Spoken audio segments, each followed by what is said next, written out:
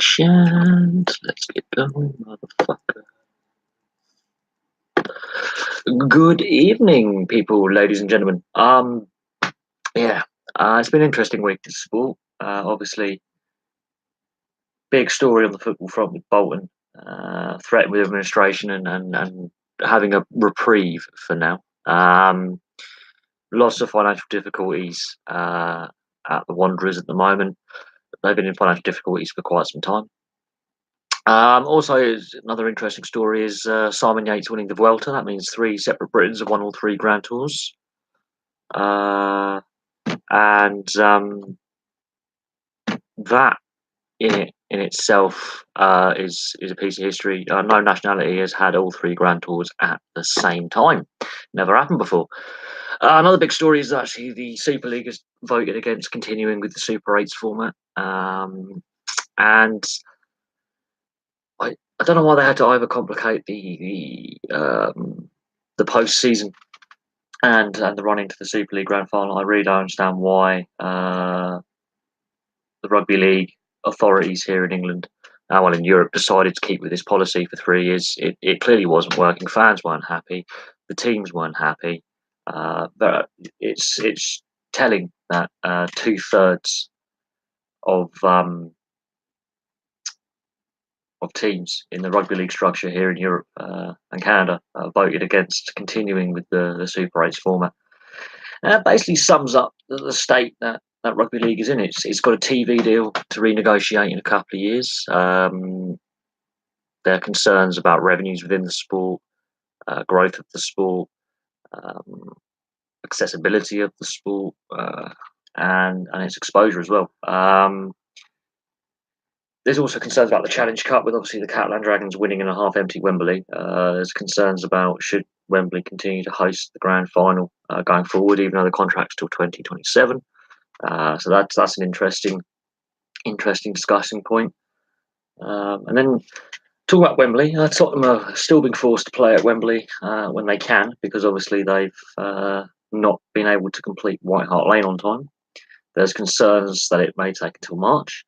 There's issues with the fire safety systems, the fire sprinklers, the smoke alarms, the fire alarms.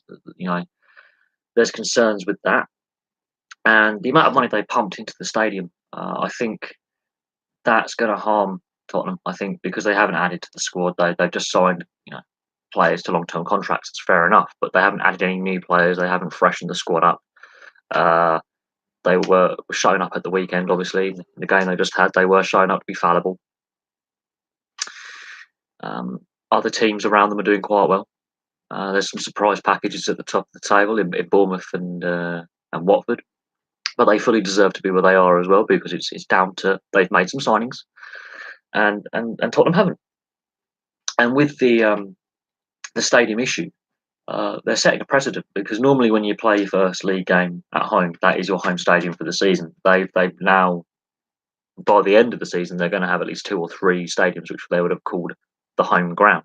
So basically, they're homeless. And in the long term, that's going to mean, does the Football League and the FA and the Premier League have to change the rules over what is a home and away stadium, ruling, where you can play your home games?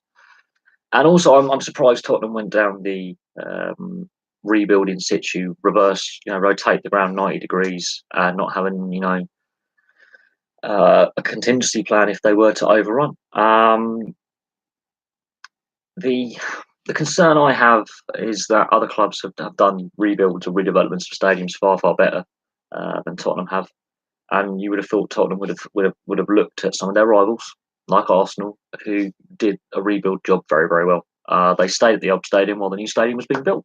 Man United and Liverpool, for example, stayed in situ while stands were extended and kept the stadium open. West Ham waited for a stadium to become vacant, then moved. Okay, that is a bad example, because they're having their own issues, but at least they had a home ground. Tottenham are having to rent space from other owners, so that's costing them money. So every day over completion date, every day late the stadium is another day over budget, and it's going to start costing a lot of money. And of course, with the political side of things, economically, with Brexit and then the uncertainty, that's going to be an issue as well. Oh God, yeah. It's the same argument, obviously, that rugby leagues have with the Super 8s format. It's very hard for fans, be it home or away, to sort out transportation. Fixtures are going to have to be rearranged, and we've already seen that the League Cup quarter final against Watford has been moved to Milton Keynes, and Watford are protesting about that. And we've seen Man City kick up a fuss. We've got the Champions League games as well. Obviously, the third round of the FA Cup is going to be coming around in not actually that far away. If you think about it, we're in the middle of September, and so that's something to be concerned about. And this is setting precedents that we wouldn't normally expect. I'm going to take the glasses off now. I can't see. I thought I'd try with the aviators, and it's hurting my nose. But it is a problem. And from my understanding, the rule is wherever you play your first regular season home game, that is your home stadium for the season. So they've had to change the rules for Tottenham. The amount of money they have invested is a lot. It's a big gamble because the NFL game they were meant to have has now had to be moved back to Wembley. So that now means Wembley's clogged up on a day when they may provisionally want to swap and get a game. They're having to rent Wembley again. Now, their agreement was for 2 seasons. This is now the 3rd season they're now having to use Wembley. Obviously, there's going to be further problems further down the line when it comes to Champions League and FA Cup as well as league. I don't think the NFL will because they've signed the contract as part of the NFL's agreement for the international series here in the UK that they will continue to play games in London. They have agreed with Tottenham when Stadium is ready to have 2 games. It just how happens this year. It's had to be moved to Wembley again, and Wembley makes money off that. But they've agreed a contract. You know what the Americans are like with breach of contract. They don't like getting sued or anything like that. So I think the NFL will continue to keep the contract in place. But I do think it's a big risk on Tottenham's part should any more issues arise, because we don't know what the winter is going to be like. If the stadium is going to be delayed until March, we could have another bad winter again, weather-wise. And that could lead to further delays. It's difficult to how do I put it? It's difficult really to put a time frame. It's provisionally around March. They could get it done quicker, but this is not the only sport that has this kind of issue with a new stadium build or a new arena build. There have been other issues with arenas, and I've discussed that on other sports on the channel over the last year and a half, 2 years. But what is obviously happening with Tottenham and the agreements they've got with another sport. This is the crux of the argument. Okay, God, I can't stand my hair. The crux of the argument is this: part of the reason for the rebuild was to get the NFL in to increase revenues for Tottenham, and avoid Arsenal possibly getting that contract. That's how stupid it is. It boils down to this pathetic rivalry with Arsenal, and that was part of the reasoning behind getting this new stadium. Was they're going to have this NFL investment. NFL are going to play games here. Not the Jacksonville Jaguars though. They're still playing at Wembley. So there's all these other politics within the NFL going on. The NFL paying them money to rent the stadium for the 2 games that are going to be there. That's why they got the retractable pitch and the retractable seating. They're also trying to attract a new title sponsor. That's another reason behind the rebuild. They want to have a bigger stadium than Arsenal. But the problem with Tottenham is they haven't won a trophy for a decade. Last time they won the trophy was the League Cup, and they've just had a little wobble this last couple of weeks before and after the international break. They've had a little wobble, and the stadium isn't right. That's got to be distracting for the players and the coaching staff. It has to be. It has to be an unnecessary distraction for the group. And cannot deny that even though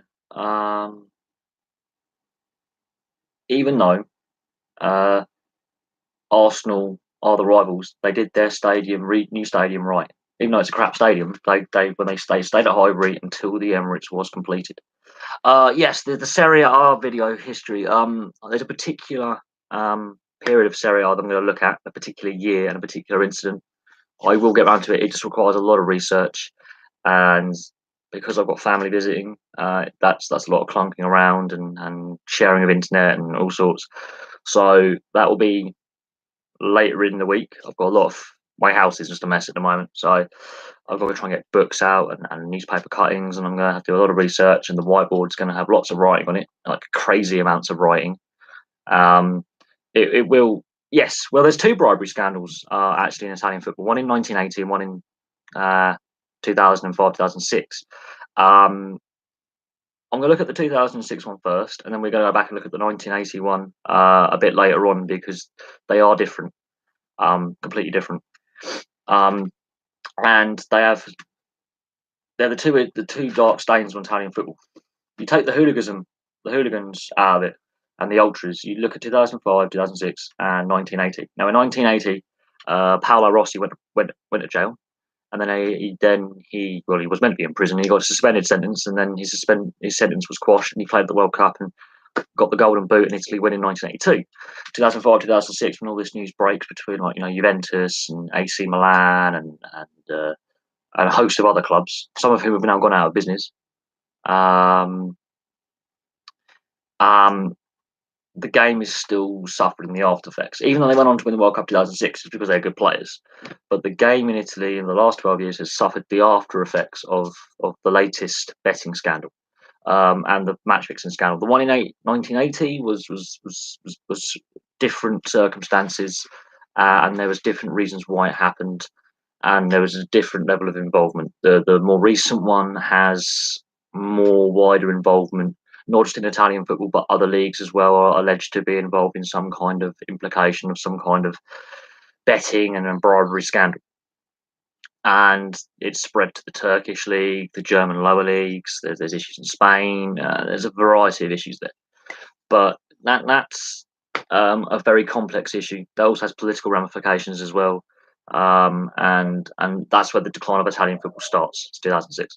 It starts then, and it's been continuing for quite some time. It's starting to bounce back slowly, but it's taken basically a generation of football players to do so, and a generation of, for half that, Inter winning Serie A a lot, and then Juventus starting to win Serie A a lot. Yeah, it's weird. Um, I'm not doing the Odd Man Rush live stream tonight. I actually, at 9 o'clock, when I finish here, I'm going out to enjoy the rest of my weekend and see some friends. But yeah, if you want to get into ice hockey, there's a couple of channels, and yeah, Odd Man Rush is a very good British YouTuber, and admittedly, he's a bit shouty. I'll give him that. He does a lot of good video editing. You never see his face per se, but you hear him commentate on what we're doing now, basically, and he's a bit shouty. That's about it. He knows his stuff. You want to know about British ice hockey or European ice hockey. He's probably your man to probably get your information from. But it's as I'm an ice hockey fan, I don't really need any education, but there are some on here who are new to that particular sport and may obviously want to get further knowledge and engross themselves more and learn more, and that's a good place to start. But no, obviously we've talked a lot about Spurs already at the moment. If you're a rugby league fan, the Super 8s are being scrapped from next season. And I've had a lot of comments saying that the system, a lot from fans who weren't happy with the Super 8 system. In fact, I think every comment on the Super 8's video being scrapped, the scrapping of the Super 8s, and it's had some decent views for a video.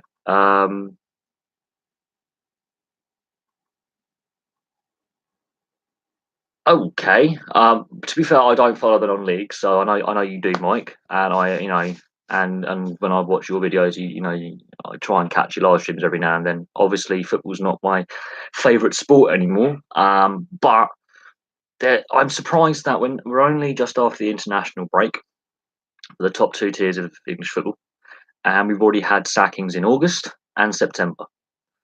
Um, it's saying to me that football was starting to really lose the plot more than I thought it was. Um, we saw. I mean, Christ, we had Scunthorpe United, Notts County. I think it was it Cheltenham, Hereford.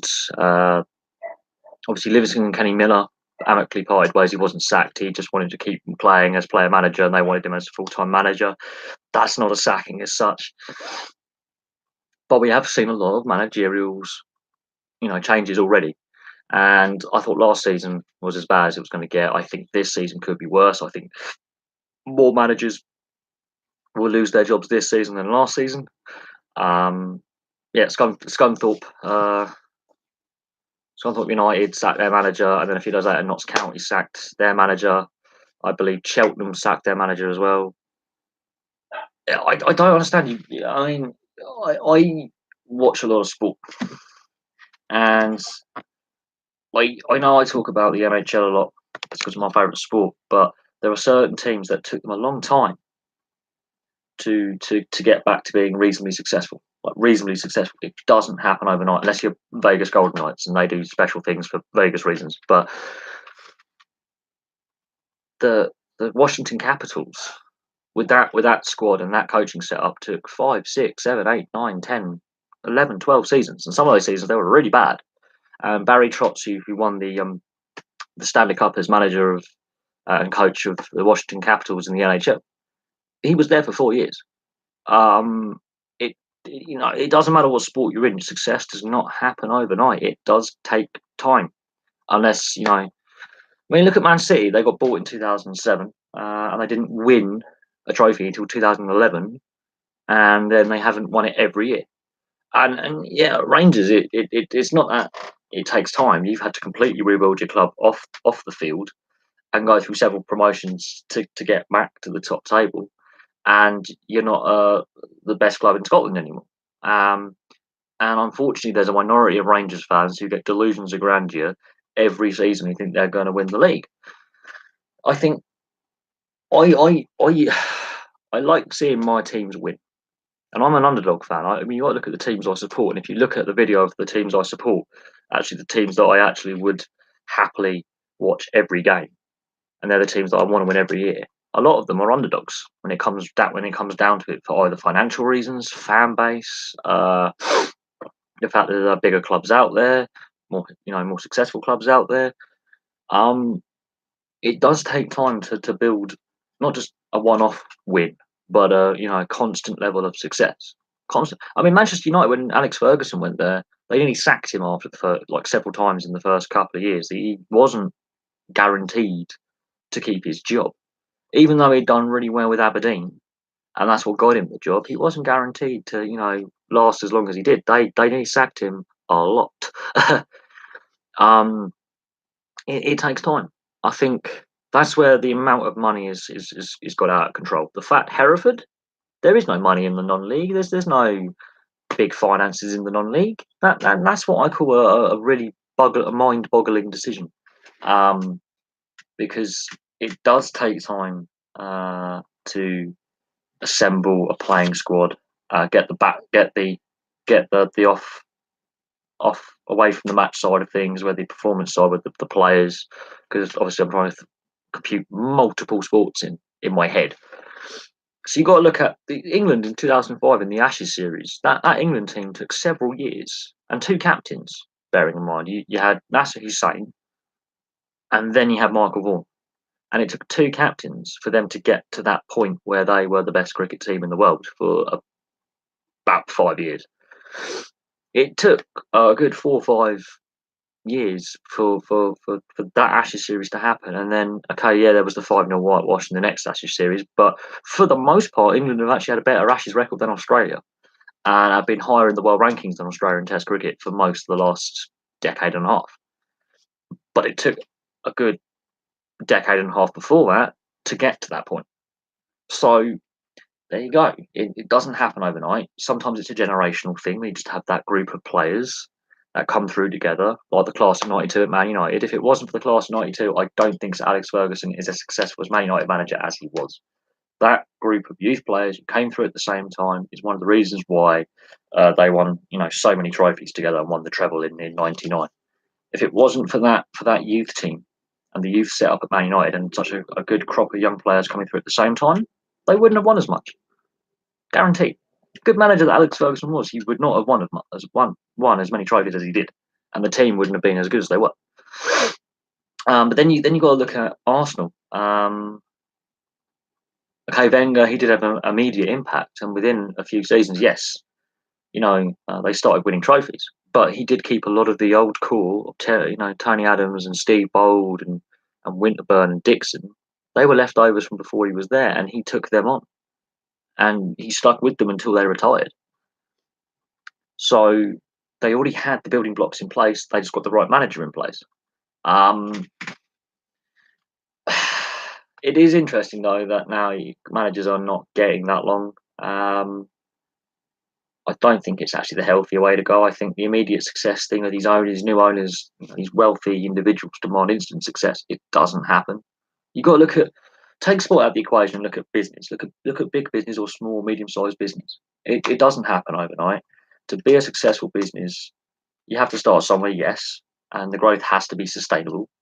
And then you got to look at some of these big companies that are struggling at the moment. Success isn't guaranteed. It's not. But it's interesting. I do think Steven Gerrard, you have to have patience. But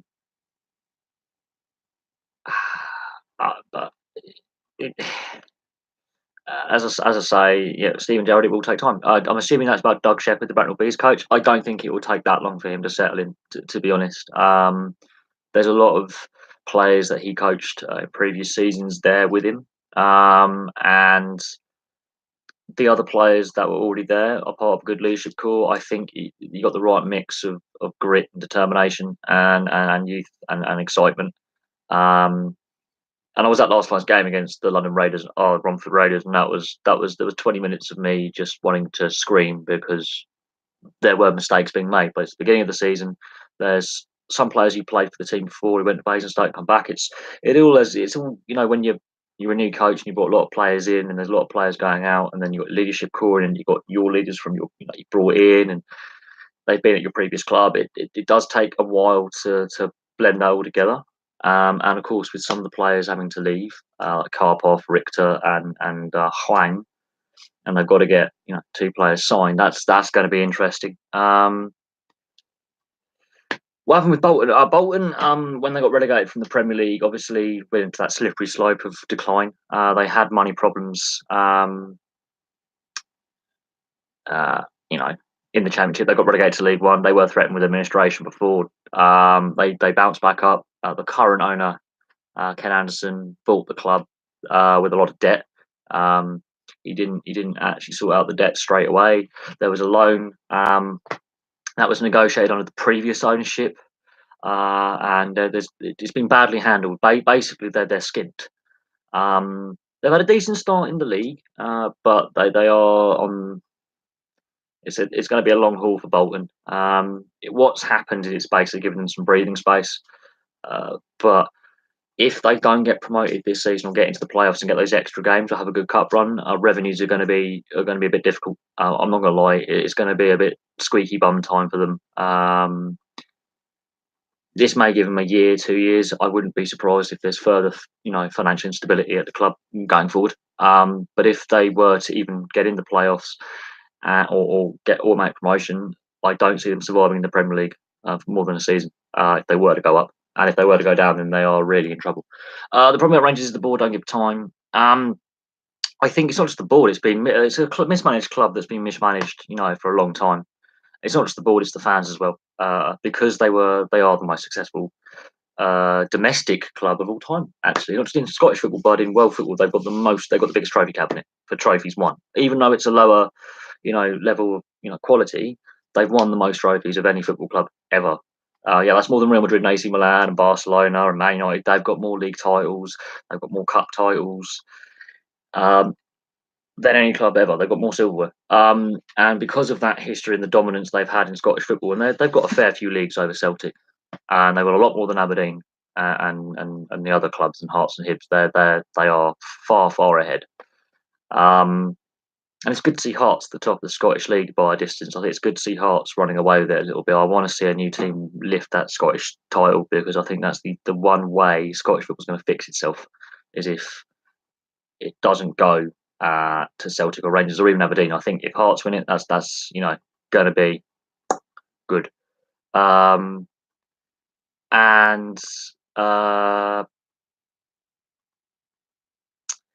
yes, I mean it's the Swindon games. I obviously saw the home games. I would say the two Swindon games. That's the beginning of pre-season.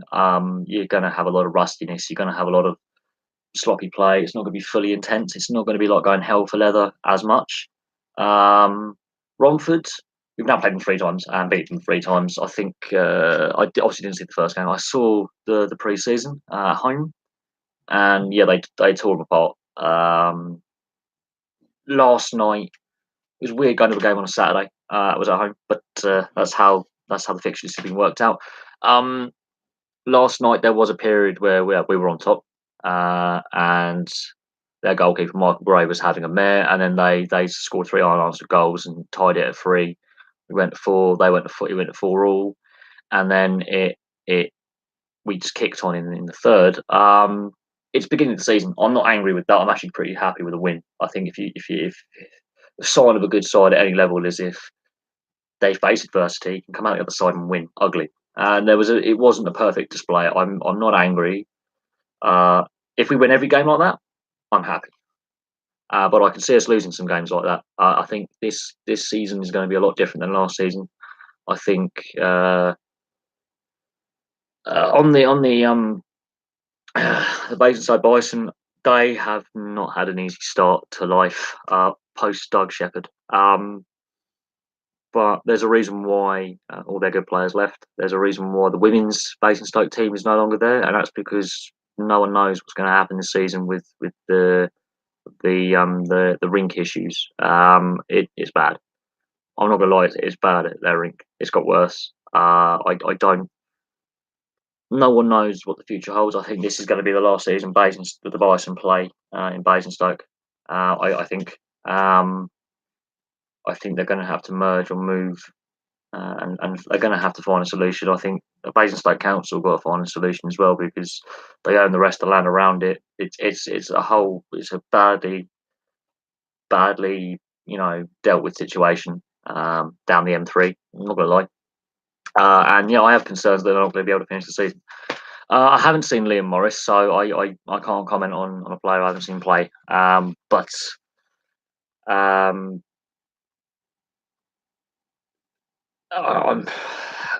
will have to.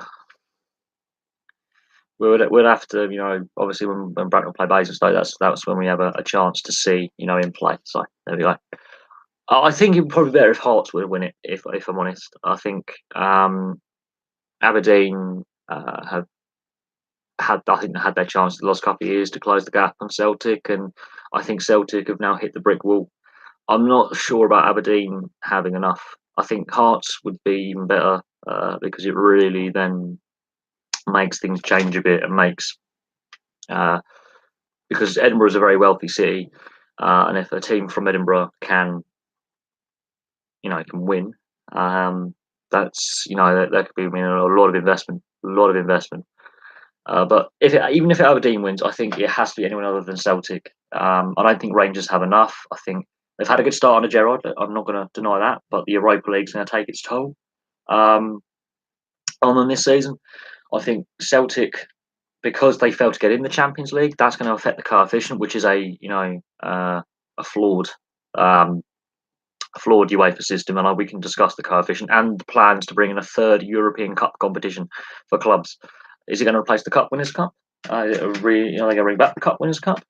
There's already teams complaining about fixture congestion with domestic cup and cup competitions, and managers complain about fixture congestion regularly. And we'll have to see what happens with that. I have seen I have seen the mini line brawl between the Peterborough and Basingstoke in the pre-season. I don't know what I mean. I've seen it on the internet. It's on another YouTube channel. I have seen it. There were some cheap shots in there, I think. We didn't see a lot of that in the Bracknell Swindon. We saw a few little moments between Bracknell Swindon and Bracknell and the Raiders, but who wants to get themselves banned before the season starts? My team are already suffering because of a ban from last year to an overseas player. Um, that whatever caused it, it wasn't the worst I've seen, but there were some bits and pieces in there that were a bit cheap. There was some cheap shots in there. There was some unnecessaries in there. Um, Defensive players getting punched in the head. I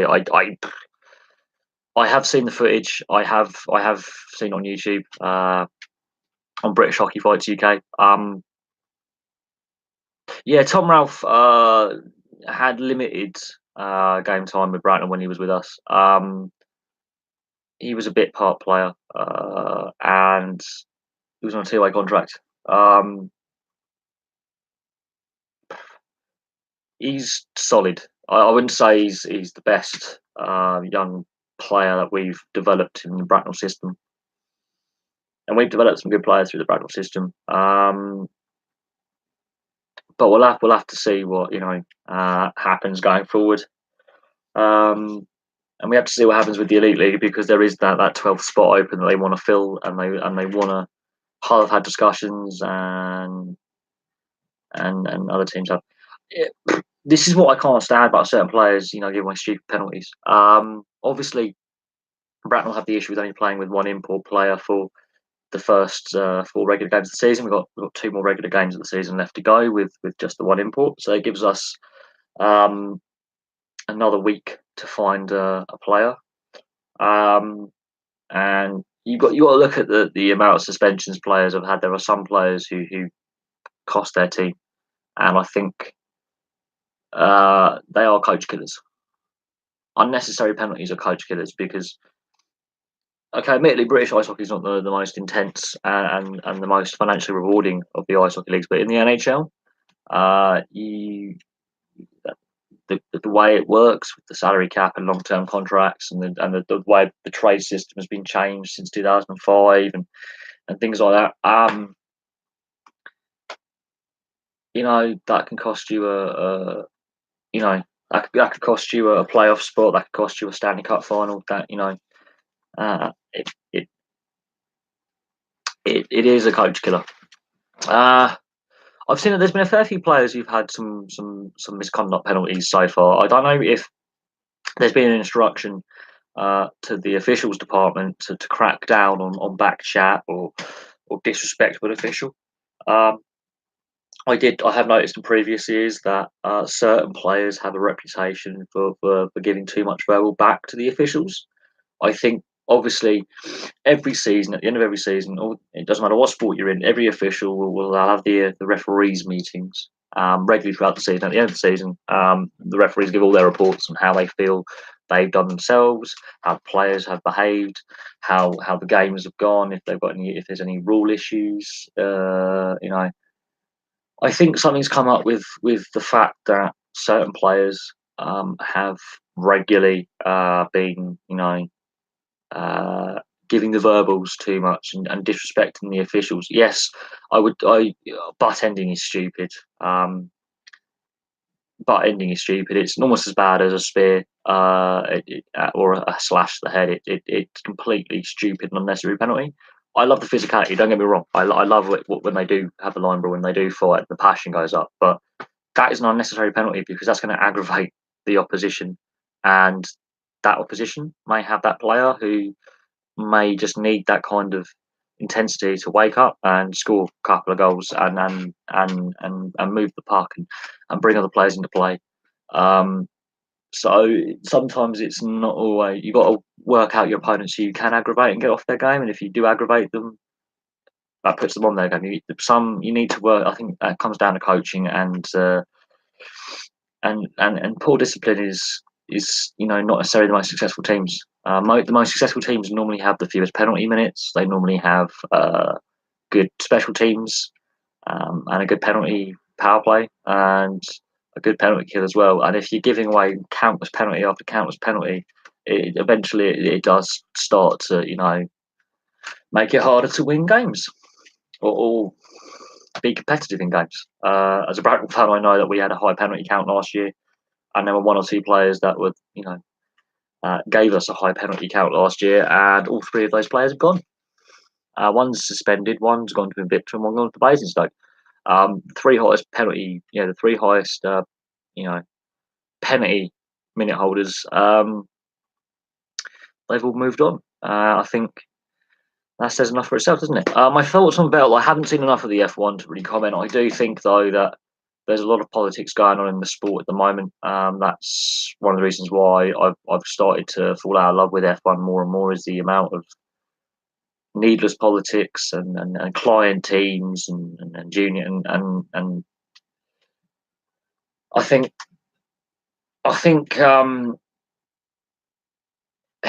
Ferrari have finally got a machine that they can do something with, and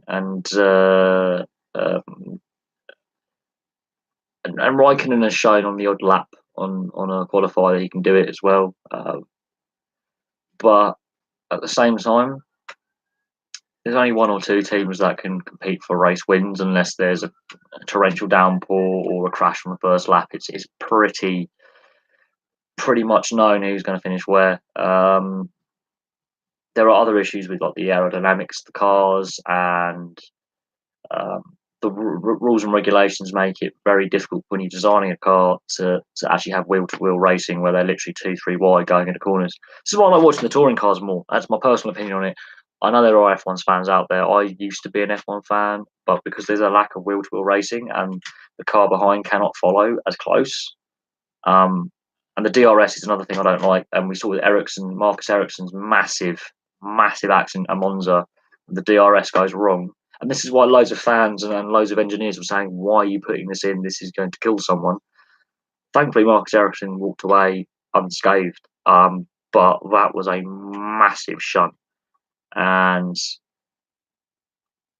terrifying. And they're trying to make the cars slower as well.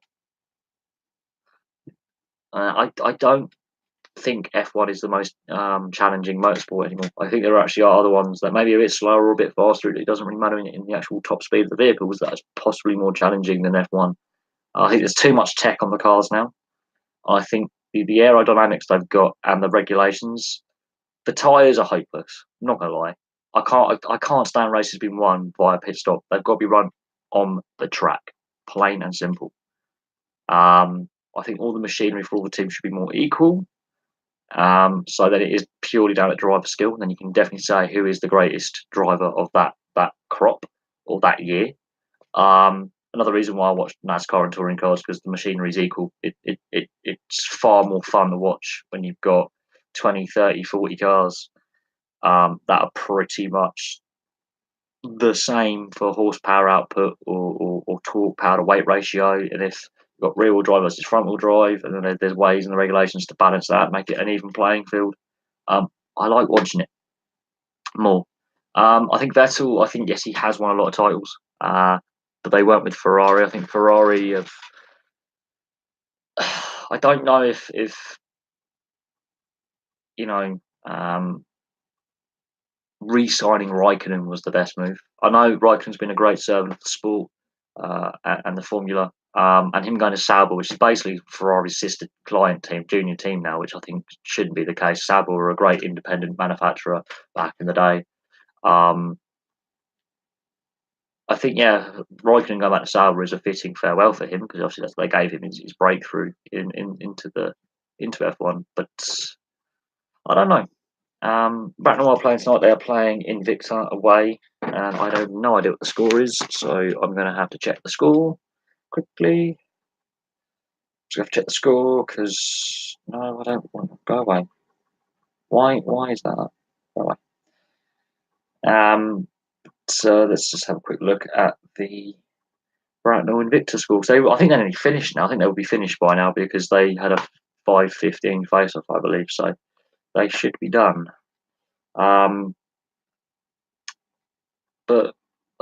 maybe at least the Bison have given it a go. I think they have got a lot of. It was 3-2 to the Bracknell Bees, so closer than I would have wanted it to be. But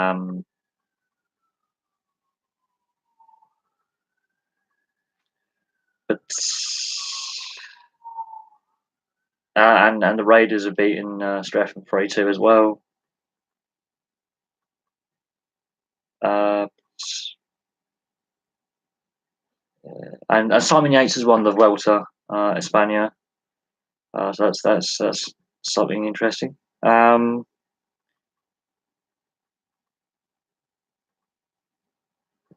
There's a lot going on right at all the same time, so I just got to check all the schools. All the schools. But this is why I like the overtime, and even you get a winning, you get a win and a losing point if you go to overtime. I do like the fact that as a sport you can still take something away from a loss, and you can still get points. I like the fact they got rid of the draw. I just checking a few emails there. I do apologise. But it's a difficult one to really. I think football in Scotland, yeah, Hearts going so well. That's good. What else can we talk about? Because I'm not. This live stream isn't going to be as long as some live streams that we've done. I'm just feeling really tired, really. But no, I think if you look at various things at the moment, British ice hockey's in a weird place. The national team's doing really well. The elite league is bigger than it was at the beginning of this time last year, although they are down a team at the end of the season. Yes, I did see the 1-1 draw. I think Aberdeen, they're in a crossroads at the moment. I think they could be better than Celtic this season, but I still think they won't win the league if Hearts can keep up their run. And I think Hearts have got a good team unity there. They may not be the most skillful team or the wealthiest team in Scotland, but I think with some Celtics issues of not qualifying for the Champions League and the Boyata contract dragging out, and I think Hearts have taken advantage of not having a European campaign. I think that's going to affect Celtic and Rangers. I think that's going to take its toll. I think, again, it's taken time. It's taken time. And they've had their own relegation issues in the past, and they've had their own problems. But I think it's important that a non-Celtic Rangers team wins the Scottish League again. And there's other issues with the promotion relegation system and the playoff format, and a simple system is the best simple system. I think also they might want to consider combining the Championship and the Premier League into a single league, and they might want to consider possibly Scottish League One and Scottish League Two again combining into a league. I think that might help the sport in Scotland. If they want to keep the leagues the same size they are, move to a summer season, because I cannot see Scottish football getting out of the situation they're in with the poor national side, and a league that doesn't get automatic qualification for the Champions League or go through the qualifiers. Same with the Europa League. I cannot see Scottish football getting back to where it was in the 80s with the great depth of players that were coming out of Scotland at the time. They had a very good national side. They regularly qualified for tournaments. Obviously, Aberdeen winning the Cup, Winners' Cup. You've had, some success in Europe. You're not going to get back to that level unless the league structure changes or they play the league in summer. Too many games are lost to poor weather. Too many games. Too many empty seats. Unless it's Celtic or Aberdeen, there's never really a sellout. I've seen a lot of empty seats outside of certain clubs. The Kenny Miller situation. Now, obviously, Livingston got promoted this season. They appointed him as player manager on that agreement. And within 7 games, it's decided that because he wants to stay as a player and as a manager, the ownership and the management have gone, yeah, but we just want you as a manager. We don't want you as a player. So that's an interesting situation at Livingston. They have actually had a very good start in the league, which is good to see. I don't think they're going to get relegated. They've had a very good start, which is positive. considering all the financial problems they've had as well over the last decade or so. There's a lot of Scottish clubs that have had money problems. I think if you're going to appoint a player manager and you're happy with that at the start of the season, don't suddenly change your mind and go, oh, by the way, we're not, because the results weren't that bad and Livingston have actually been quite good. So I think it's an interesting one. I think he will go into full-time management, much like Gerrard and Lampard and some other ex-professionals. He will, I think, retire probably at the end of this year, maybe halfway through the year. I think he will go into full-time management or be an assistant manager. I think whether it's in Scotland or outside of Scotland, he will get into management on a permanent basis somewhere, and I can see him being decent at it.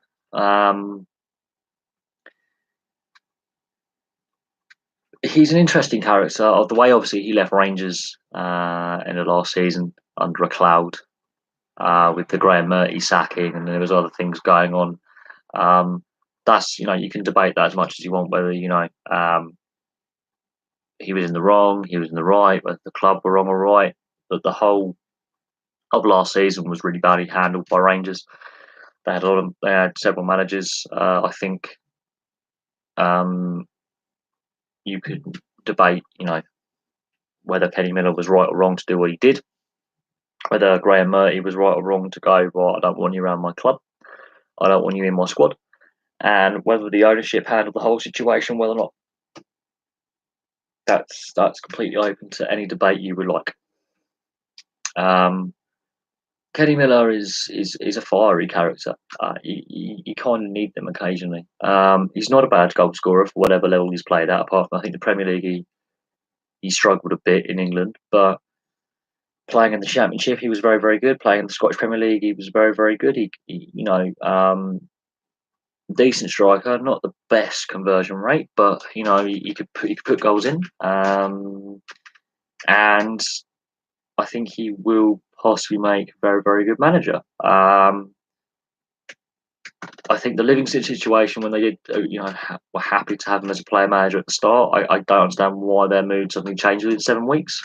It wasn't as if Livingston were playing badly. So that is an interesting one. But the role of player manager is hardly seen anymore, and it's not something that's as common as it used to be. I do vaguely remember Celtic losing 1-0 to Aberdeen, but by that point Celtic had already won the league, so it was a dead game in that sense. But I do think that does put down a message of intent, and I do think Celtic have, I think, run out of steam. But again, we're in September. We haven't got through the Christmas period yet, and we haven't got into the second transfer window, the January transfer window. When we get into the transfer window in January, we'll have a better idea of who's going to be,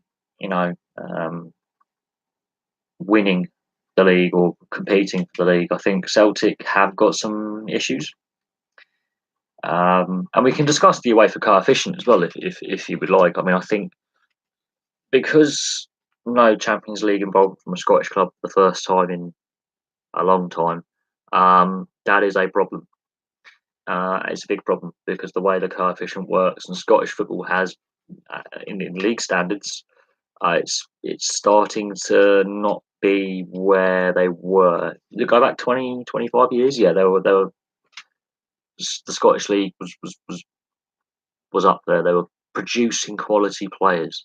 They were producing quality managers and players like Henrik Larsson,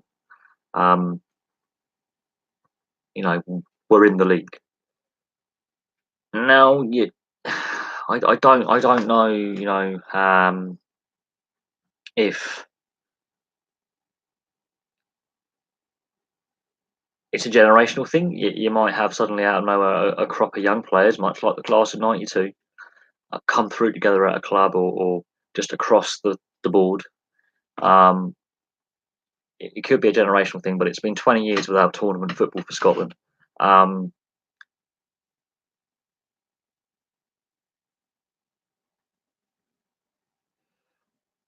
Hearts are looking good. It's just whether they can keep that momentum going and when they hit a defeat and how they get past that sticky spell.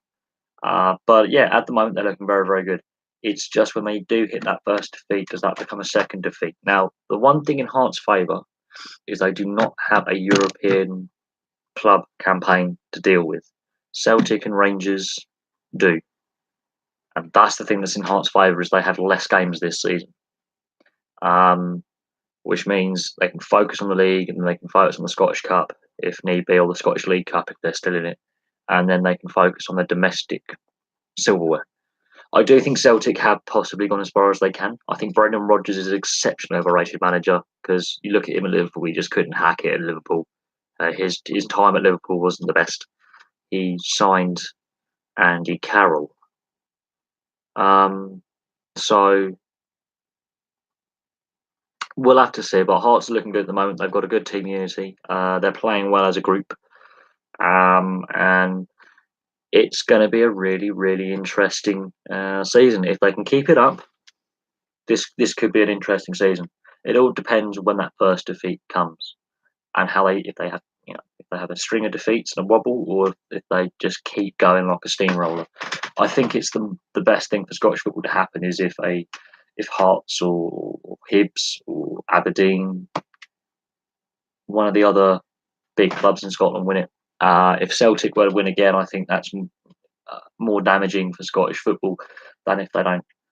Because of their failure to reach the Champions League, I think it does need a new team to win. On saying that, the UEFA coefficient that keeps coming up in live streams now as a topic.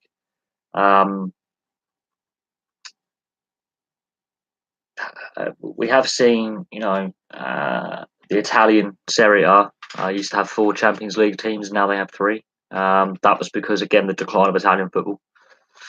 There are some questions whether the English Premier League should have so many European places. Same with the Spanish League because very few Spanish clubs are actually competitive in Europe, apart from Barcelona, Real, Atletico, and Sevilla. Then you've got to look at the French league. Are they going to lose some of their coefficient? They're down to 3 teams now because they've expanded the Champions League qualifying rounds to 4 rounds. They've expanded the Europa League, and now they're planning to bring in this third European Cup competition. Now, if it's going to be something like the Cup Winners' Cup, that could be interesting. How the format's going to work, no one knows. I think that's going to be a problem. Because so many managers are complaining about fixture congestion and injuries to players, and I don't know how it's going to work because how bad is that competition going to be? I mean, how bad do you have to be to not get into Europe? How bad do you have to be not to get European football? That's the question. I mean, what quality of football are we going to see? Is it going to be beneficial to have a rebranding of the Cup Winners' Cup or whatever the trophy is going to be called? Because we're already having oversaturation on the TV rights. There's too many games on TV. Ticket prices are already going through the roof. There's been a lot of criticism about domestic ticket prices at the top tier of football, and then criticism of the European ticket price as well, home or away. There's always empty seats in not just Scottish football, but football across the UK. I've seen some of the highlights package on the news. It's not a good look when you've got a whole empty stand empty or half a stand empty. Ow, that's my laptop stand. Ow. But Hamilton are struggling as well. They're not a team in form. They're second bottom in the league. But they are a smaller fan base. They are a smaller club. They are a smaller fan base. They haven't got the history that a Celtic or an Aberdeen or a Rangers or a Hibs or a Hearts have. So trying to get that new fan in the stadium is difficult. And when you're struggling for form as well, when you're second bottom of the league, that fans will stay away. But empty seats is a thing because this week the FA released the figures for attendance. And the Premier League clubs are releasing paid attendance and actual attendance. And they're two different things. Paid attendance is a season ticket holder or the corporate seats buying tickets. That's tickets sold. Actual attendance is actually who shows up. I wouldn't be surprised if some of those seats at all the clubs are corporate. The tickets have been bought by sponsors or given to sponsors. They put that down as a ticket sold.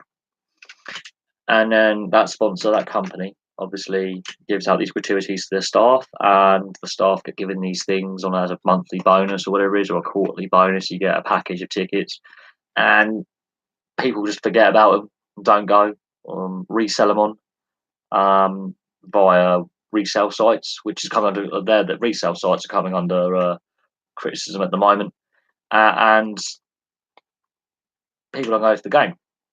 There's a big discrepancy. There's a big issue with people wanting to get season tickets for their clubs and being on a long waiting list. But a lot of season ticket holders aren't showing up to games, or the corporate seats. I hate corporate seats. I really hate the corporate seats because they take a lot of seats out of circulation that you can't sell on regular resale on the day, or the season ticket holders, or as part of a ticket package for you can get 3 home games or something for X amount. Football's already expensive enough as it is.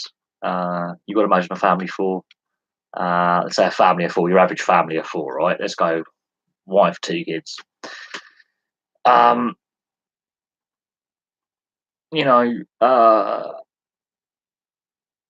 If season ticket holders can't make it for whatever reason, those tickets should be resold on the day at the gate. And corporate seats, they don't get taken. They haven't turned up an hour in advance. They should be resold at the gate. But they're not. I think. Plus, a lot of people can stay at home and watch their club on the telly now because of the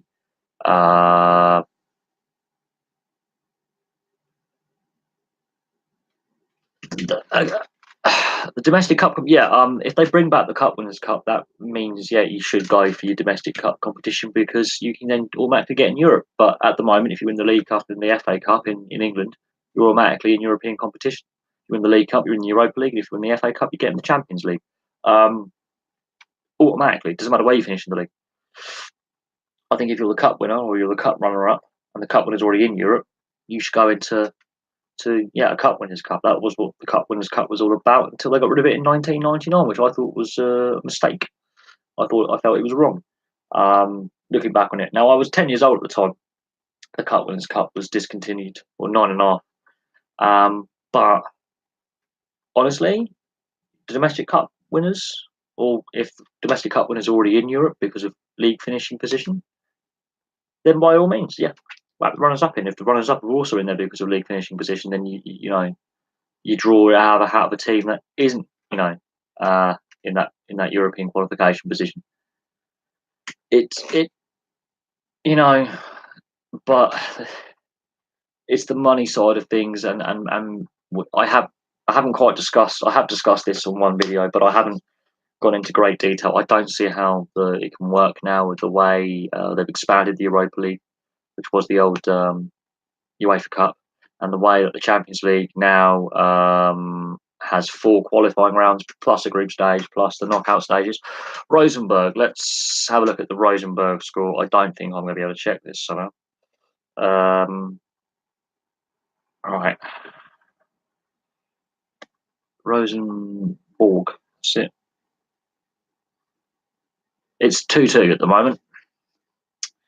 And it's 62 minutes in. There you go. It's 2-2. Rosenborg against Vålerenga. Vålerenga? Is that how you say it? I hope so. But no, the domestic cup competitions have been devalued over the last 20 seasons because of the changes of European football. And the Cup Winners' Cup was straight knockout, and it was beautiful. It was a cup competition. It was a lottery to get to the final. It really was a true, unless there weren't loads of extra games on to clutter the season up, like the Champions League and Europa League with group stage football. But it's all about the money now. So I don't know how they're gonna how they're going to organise this. But the plan is to have it in 2021. It isn't finally approved; it's provisional.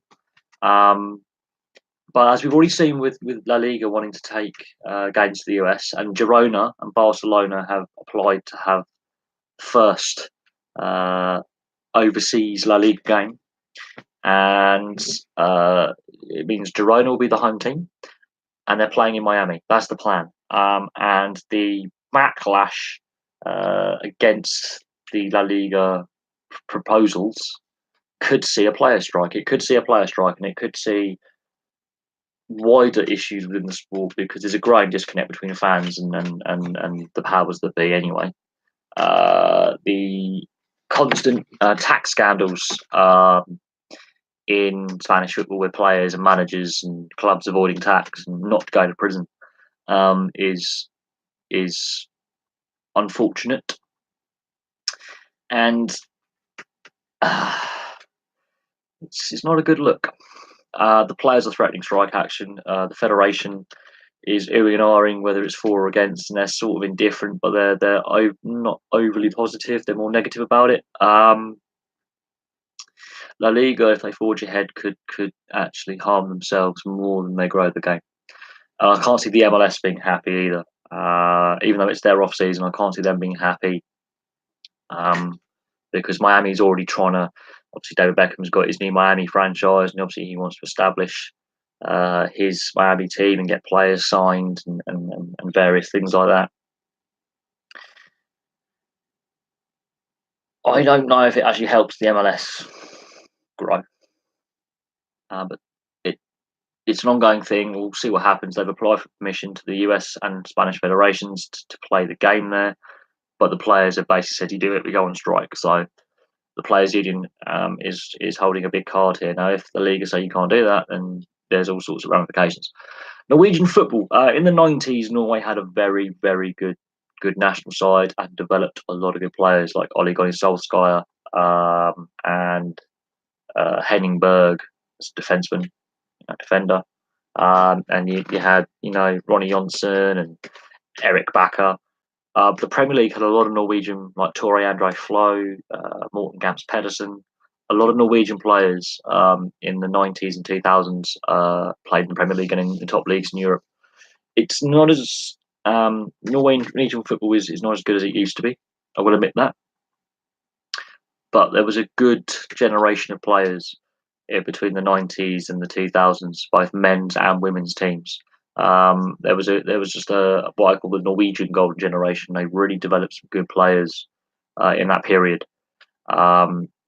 And Ole Gunnar Solskjaer is a legend of the sport in Norway. Absolute legend of the sport.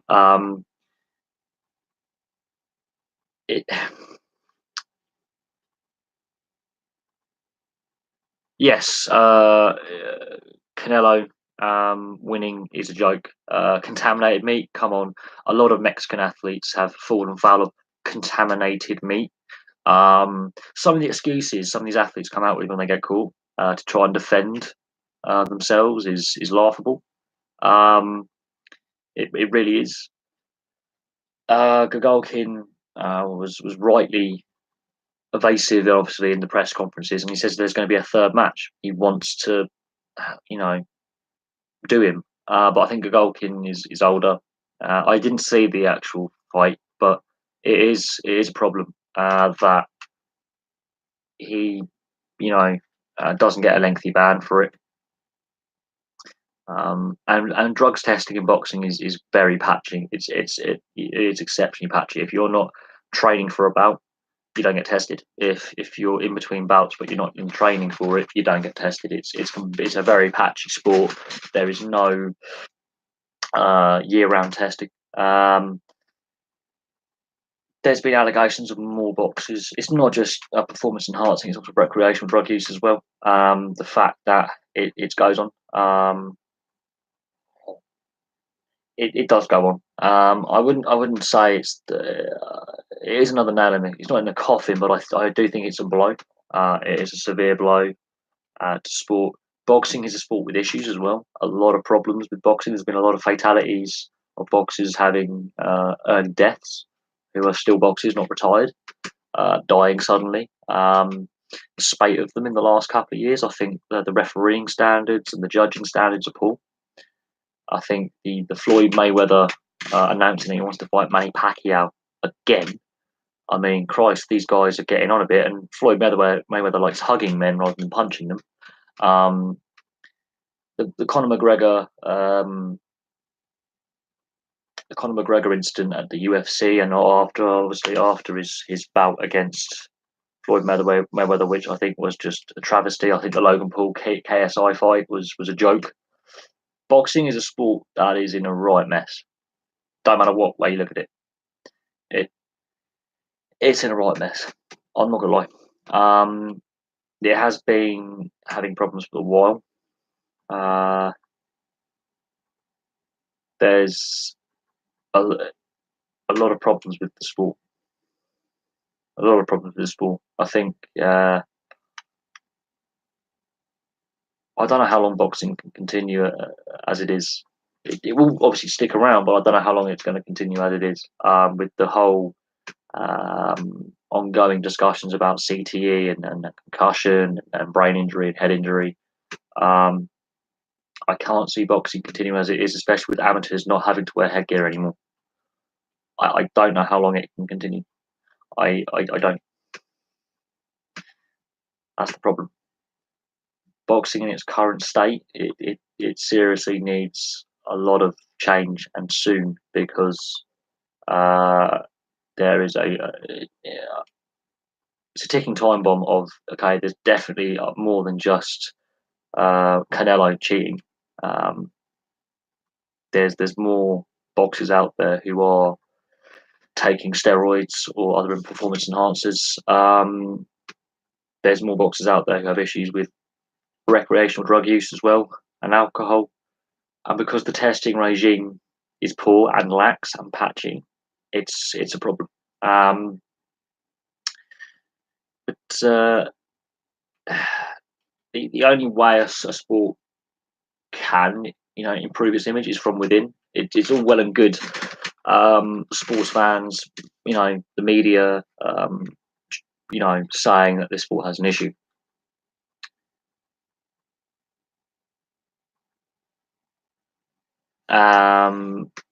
And the only way you can really affect change is from within, not from without. If you're from the outside looking in, you don't know the full ins and outs of the mechanics of the workings and the issues behind that. But something has to change soon, because Jesus Christ, that is a beating. That is an absolute beating. The Saturday game is a beating. I can see why Hull responded, but that is a heavy loss on the Saturday. Heavy loss. But again, as I say, when it comes to any sport, when it's early in the season, I don't, especially when it comes to sports like ice hockey, I don't put too much stock in the first couple of weeks. It's when you get into the end of the first month and a half, 2 months, then you get a better feel for why is a goalkeeper fighting? Why? I don't get me wrong. I think goaltenders in ice hockey, they are a bit touched upstairs. They are a special breed. But that's an interesting one. Him doing that. Now, obviously, I'll probably be able to see that all on British Hockey Fights UK on YouTube. It will be on YouTube at some point. It'll be interesting to know what provokes him to get into that situation. Something's obviously happened on the Saturday game. The scoreline tells me that it was. You could tell he was going to win the game quite early on. I'm surprised Swindon have had so many fights and penalty minutes so far in the season. Last year they were very well disciplined. Very well disciplined for the most part. For the most part, they had a good discipline and a good purpose. But from the The game that I saw last weekend, a lot of penalties, or 2 weekends ago, sorry, a lot of penalties. Um, there were 3 misconduct penalties of 10 minutes. That's 30 minutes of players sat in the penalty box and not contributing. And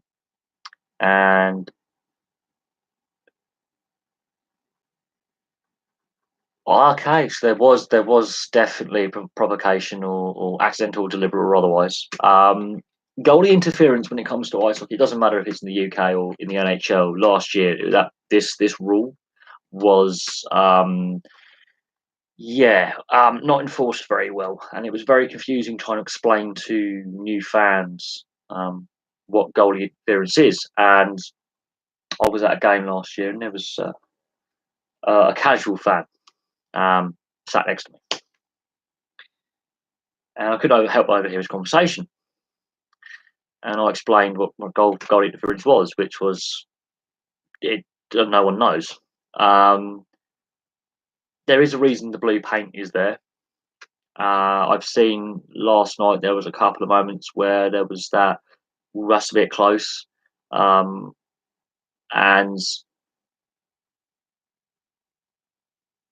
goalies have less body armor. Their armor is different because they've got to be as flexible and as mobile as possible to move around. They don't have the same shoulder pads that a regular skater would. So yeah, I think the rule about goal interference is there to prevent injury because the goalies are normally very low down to the ice, and that their head is at knee height a lot of the time. I think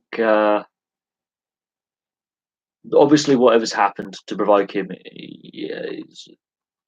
this is going to be a heated. I think there's going to be a bit. I mean, 4 or 5 fights in a game is now not normal. It's not unusual, but it's less common than what it was. I think,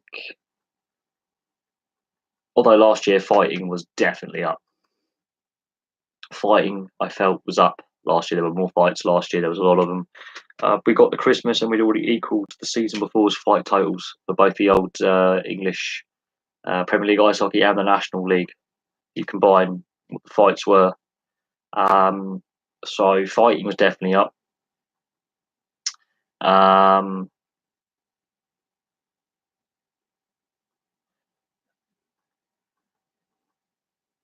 uh, I think refereeing standards need to be, obviously if the sport is going to grow, refereeing standards need to improve as well as player discipline and the coaching standards and getting the right sponsors in, the right amount of money in, and the TV deal with free sports should help.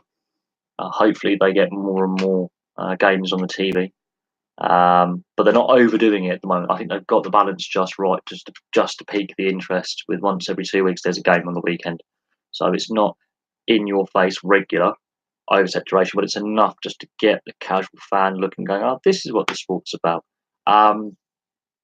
But no, refereeing standards I have noticed last year were not great. But some player discipline was poor as well. And it goes hand in hand. If the players' discipline is poor, and the refs are having a tough time of it, incidents like having 4 or 5 fights and a goalie losing his rag happens.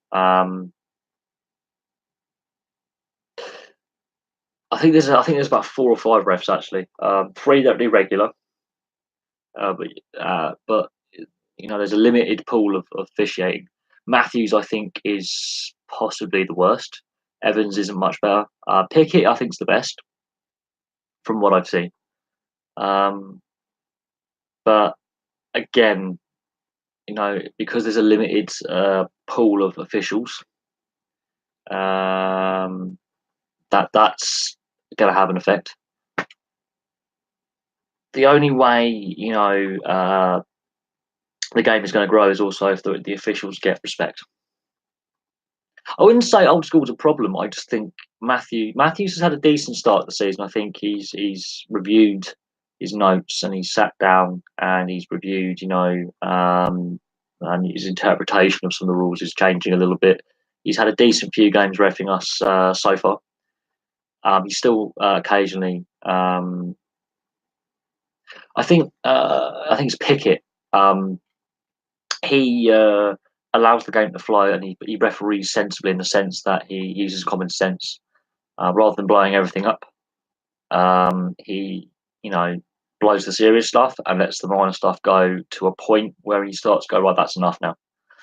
Matthews, he's not the best ref, but I think from what I've seen towards the end of the season and beginning of this, he's had some good performances. Uh,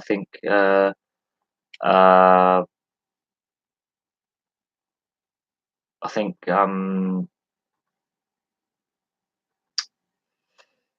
it's a difficult one though. I'm not. It's a difficult one because I do feel sorry for officials in any sport getting the abuse they do. But sometimes it is warranted when they have a poor game. But I know how tough it is um, for them to officiate. It's exceptionally difficult when you've got hundreds, if not thousands, of people uh, booing and shouting and abusing your every move when you make a decision. It takes someone with a fair bit of mental toughness to do it. The NHL season starts in about 2.5 weeks. It starts at the beginning of October. I think the 3rd of October it starts. So there's about 2 and a bit weeks before it starts. It's going to be an interesting season. Ahead. I have done a couple of match day video, match review. Match reviews after the game. Games that I've been to. It all depends on how late the game finishes. I could have done one for last night, but the game didn't finish too late. But I had to get in and then go back out again. I can do a match review where I talk about the key incidents. I've done a few of them last season. I was planning to do more this season, but because I have to walk to my local rink and then walk back. That's a good 20 minutes, half-hour walk. Took me an hour and a half to get home last night. So by the time I get in, the lighting in here isn't great. So I understand the lighting isn't great. And I want to put the best quality video out that I can, and to put the whiteboard up and seriously, when if I'm at the game taking notes, I'm not watching the game. And yeah, the puck can go more than 50 mile an hour. We're talking the hardest shot that is recorded is like 139 mile an hour. So yeah, when they're shooting the puck, it moves. And when they skate at top speed, they're going quick. You go from one end of the rink to the other in about 5 seconds, and that's passing and skating. It's the quickest team sport there is. You don't get much quicker than that, and you blink, you miss it. Last year when I went, I felt both games last year were really good fun. And I went to both games last year, home and away in pre-season. This season, I saw the second game, and it was interesting because it seemed that neither side wanted to win the game. I have no idea why. Both sides were led. It was 1-0, 2-0 Swindon, or wherever it was. Then it was 2-2. Then it was 4-2 Bracknell. Then it was 4-4. So both sides, had their time leading and chasing the game. Very topsy turvy, very open. It went to overtime, so I'm not angry with the team losing an OT because it happens. But it seemed that, admittedly, it was pre-season, so I'm not going to be too disappointed with the result because there's a lot of new players, a lot of new faces, new coaching staff. Same for both teams. There's a lot of new players coming in. But it seemed that neither side really wanted to win that game. It was just like you have the puck, no, you have the puck, and there was a lot of sloppy errors in there, a lot of sloppy play that was easily avoidable. But I think the rivalry is going to be good this year. I think I think the quality level actually is probably going to go up this year as well. But we'll have to see what happens. I mean, it's a long season. It's just started, so there's a lot to look forward to over the next 6, 7 months.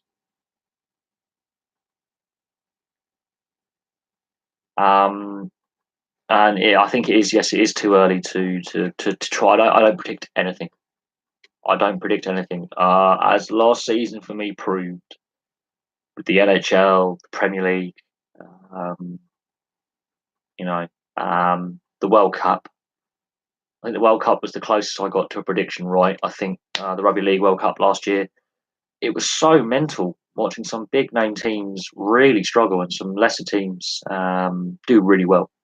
Predictions in sport, there's only so far I can go with the form book, and to be honest, with the way that the moves of players and Cardiff no longer being in the Division One South, and the future of Basingstoke being uncertain, it will be really, really silly of me to try and predict anything. Did I watch the final cricket? I didn't watch the cricket final, but I know is it Worcestershire won? Surrey have won the county championship. Worcester have won the T20. I think English cricket has a few issues at the moment. I think the Test series win against India. India surprised me with how they were not prepared. They didn't seem prepared enough. And their capitulation at Lords was really, really embarrassing. But I think there are other issues at play. Cricket are still trying to forge ahead with this 100-ball format that no one wants, and they can't even. They're not even showing it all on TV. They've moved the start time forward, and so you miss half a game. And I think they're trialing it at a time when all the players are retired. It's the end of the cricket season, and I don't understand why the ECB are doing it. Obviously, they're chasing the money, but it doesn't serve anything. But it's not gonna help the game by overcomplicating it. We've seen with the Rugby League, with the Super 8s being dropped from next season, that overcomplicating a sport or a system or a league system doesn't do anything.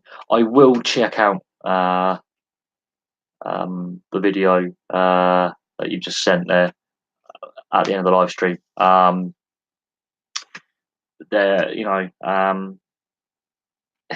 I don't want to click on it, have the sound, and get a copyright violation for having someone else's video up while I'm doing a live stream, because that's a pain in the ass. Basingstoke, you got to look at the players they've lost and the players they've kept, and the players they brought in. That's a team that is fighting adversity, because I think they are going to struggle this year. I really do. I think they're going to be near the bottom of the table. I don't know how the playoff structure is going to work with only 8 teams in the league. Does that mean everyone makes playoffs?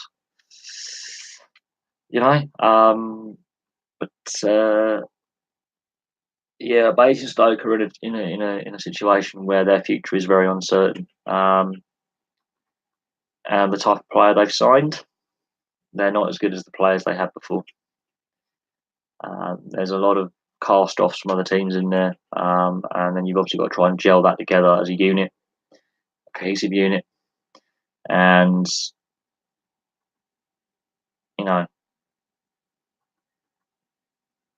it is what it is. I mean, I don't know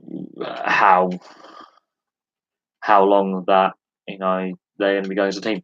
I didn't, but the All Blacks, I think they've already played a game against Argentina and didn't look great. The South Africans get a key win. I think New Zealand had to lose at some point. The All Blacks, I think, if they win 3 World Cups in a row, it's bad for rugby union. In a sense, we need another team to win the World Cup, be it a new team, or if it is South Africa or England again, fine.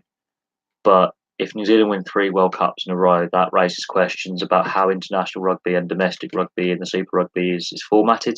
We've already seen that it's heavily weighted in favour of the All Blacks when they have 5 professional teams, and other nations have less. But it's a difficult one. I don't think.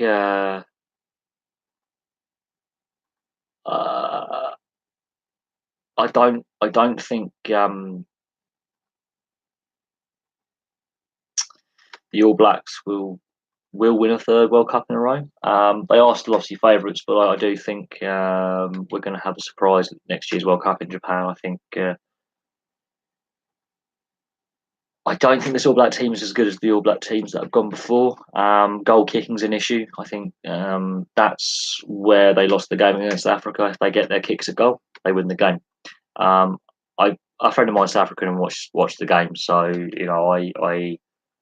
I got a lot of an earful from him last night, just rubbing it in, going they've won.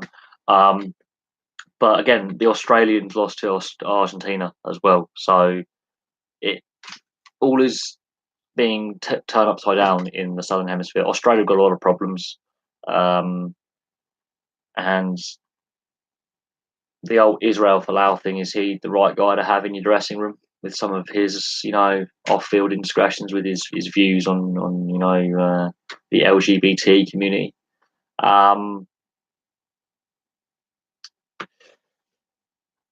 There's all sorts.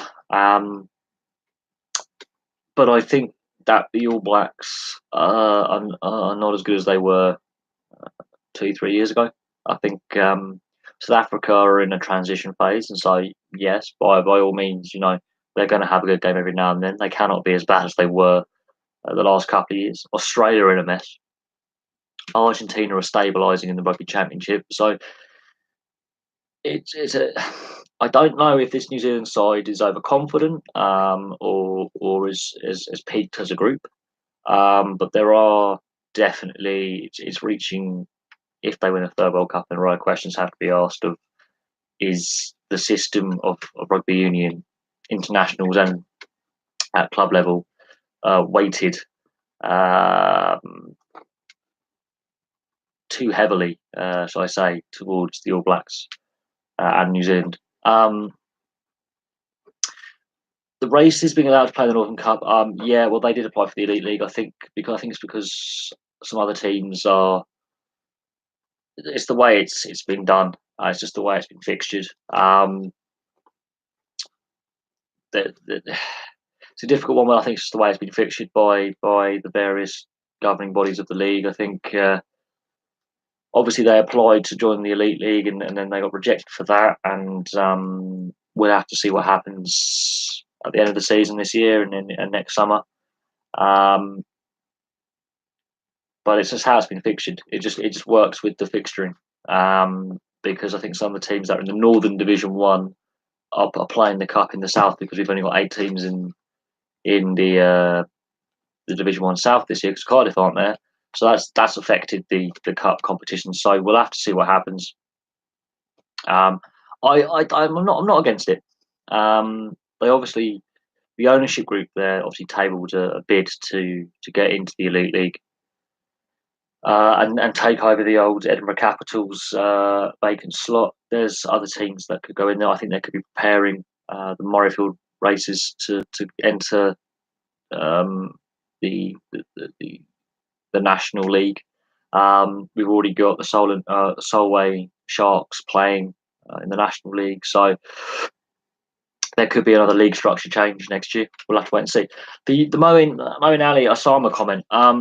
That's been in the papers a lot. I'm not.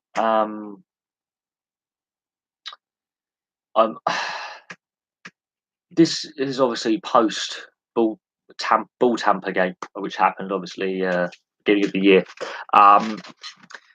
Obviously, it's come out that the culture around the Australian team was less than exemplary in a sport that gentlemanly conduct is expected.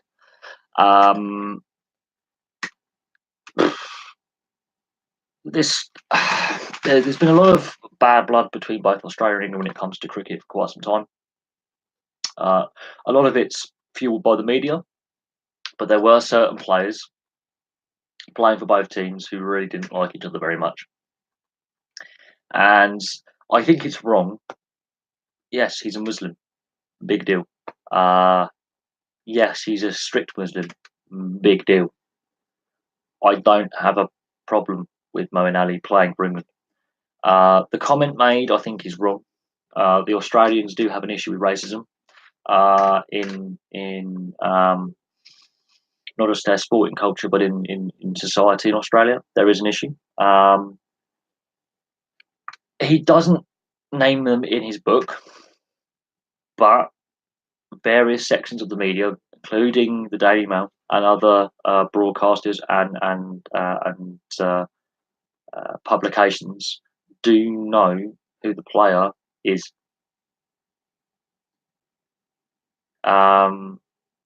So it is known who the player is who made the racial slur. Moeen Ali said he didn't want to, make it public to add further issue to a dead issue for him. He moves on. But somehow this is being leaked to the press. His book came out a while ago. He was initially going to put the name of the player who's alleged to have called him Osama in the book, and then he decided against it because of the extra.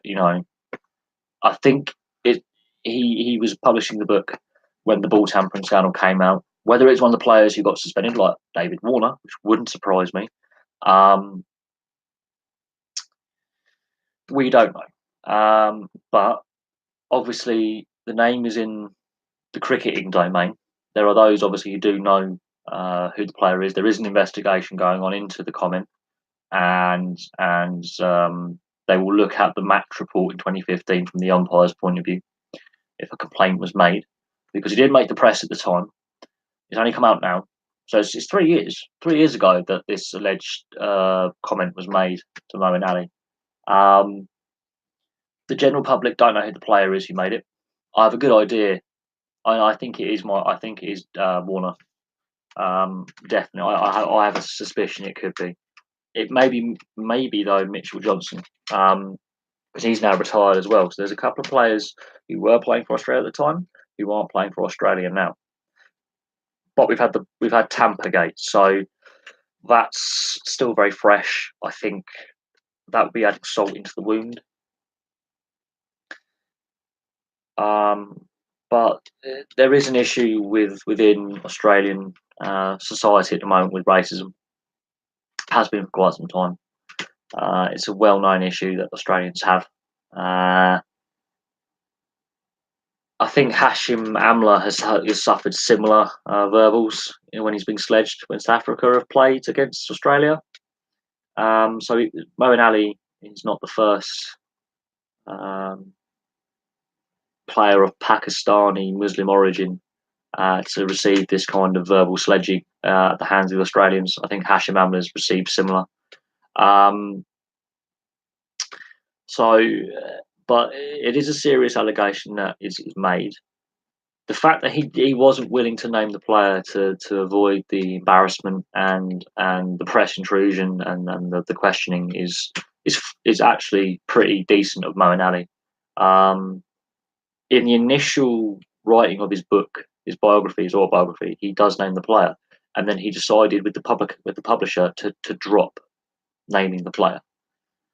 But for whatever reason, the media know who this player is, but because he's there's some kind of legal stuff behind it, like some kind of gagging order. I would not be surprised.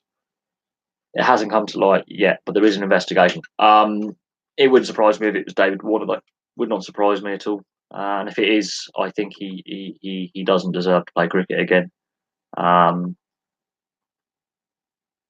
But we'll leave that as it is, because at the end of the day, we know no further apart from an allegations made in the book. But right, I'll take a couple more questions, then I'm going to call it a night because I want to go to the pub, actually enjoy a drink. And it's been a good live stream tonight. We've had some really interesting questions, so I appreciate that. Really interesting questions tonight. We've discussed a fair few things. And we started on Tottenham Hotspur with their stadium builds not not being on time, and now we've ended with cricket. So we've covered a fair bit, and that's why I like these live streams, because every sport gets mentioned. Every sport has a question asked about it. I could do sport specific live streams, or I can just do it as it is. I prefer doing it as it is. Therefore, every sport. Okay, so Scunthorpe, right? Okay, they've sacked the manager, and now their form has improved. Okay, I do think it was still too early to sack Nigel Dawes, but they've done it. And they've climbed a few places. So it's interesting to see Scunthorpe having a response from the playing group to the sacking of the manager. I still think it was far too early into the season to do it, but it's done, and everyone moves on. If that was like Man United or Chelsea, there'd be a lot of questions asked, but it's Scunthorpe.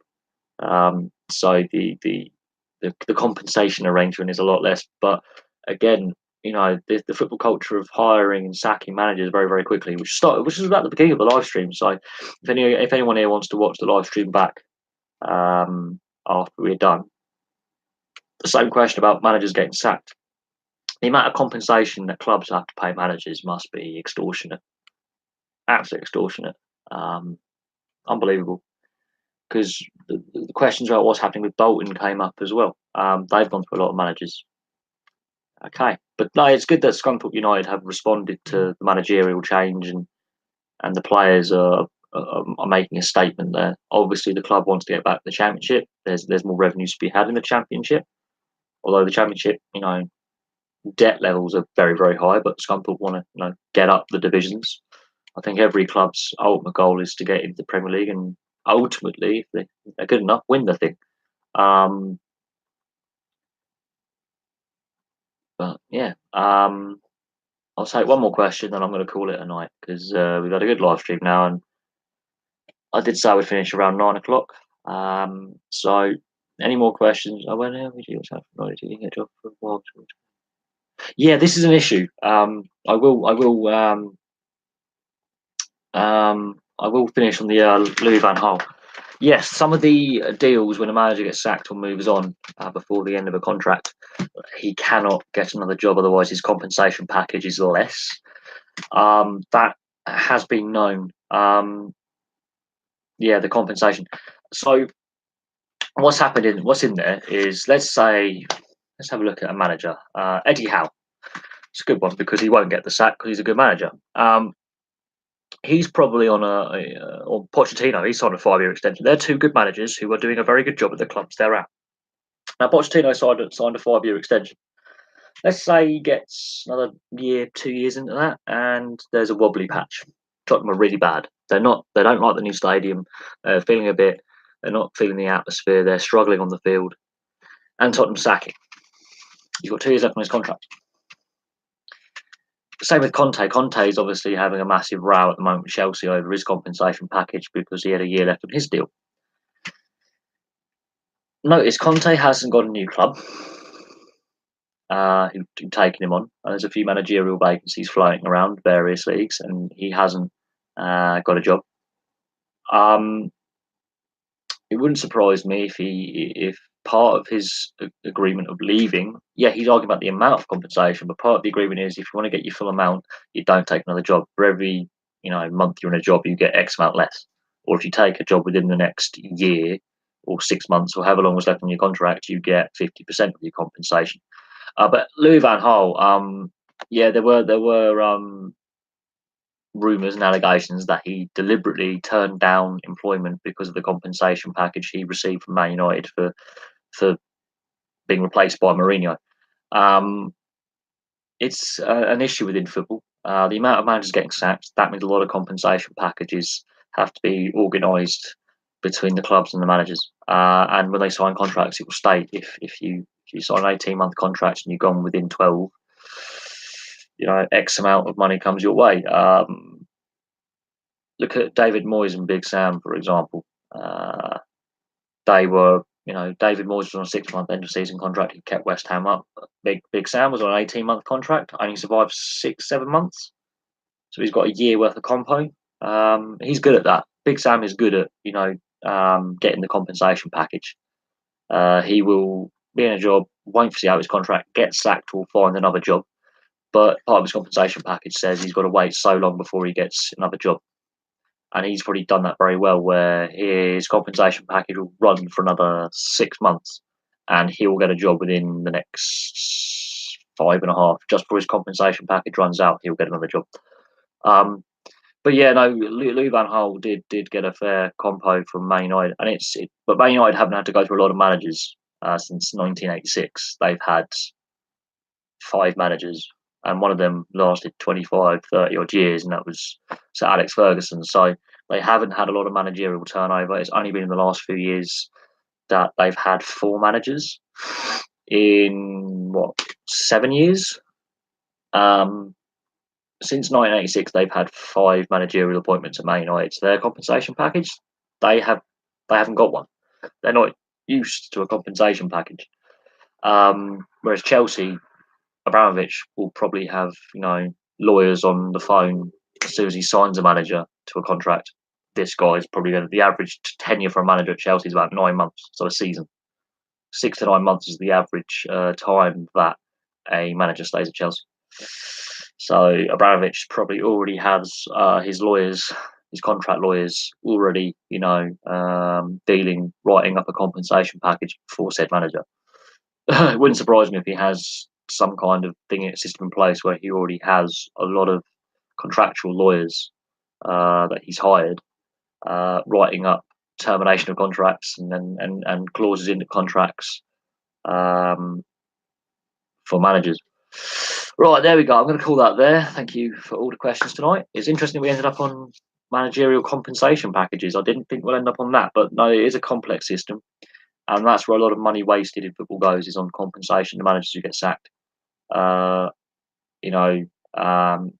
What's wrong with a yearly rolling contract? I don't know. But football goes for these compensation packages, and a lot of managers, there's a lot of managerial turnover. And I wouldn't be surprised if we have high turnover this year. But so far, the Premier League has kept all its managers, unlike last season when Frank de Boer had already been sacked. So we're going a bit better this season for managers. I think Warnock will go from Cardiff. I think Benitez will leave Newcastle. I think Pellegrini, I don't know about West Ham. West Ham are in trouble, though. Huddersfield, Wagner, I think they keep faith with him. But they're your bottom 4 clubs. In what order they finish is up to how they play. But thank you very much for watching. Thanks for all the questions. Good live stream, and I'll have some more videos for you tomorrow.